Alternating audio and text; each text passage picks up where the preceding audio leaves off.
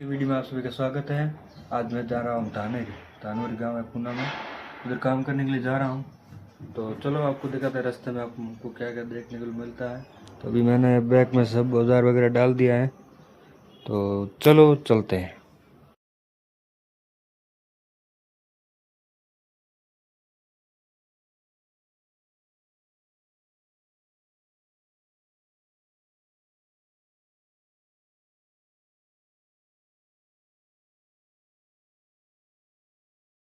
दोस्तों पुनर है, मतलब बस स्टैंड है, बस भी है। पुनर बस स्टैंड है।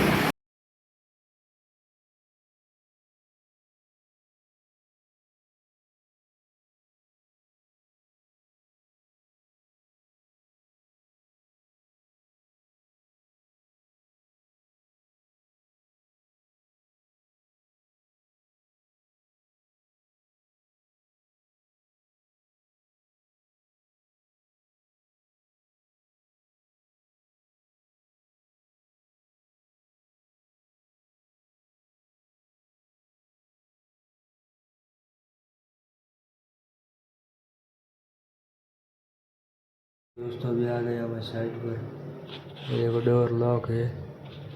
तो मिलते हैं नेक्स्ट वीडियो में। आज के लिए बस इतना ही। Thank you so much, bye.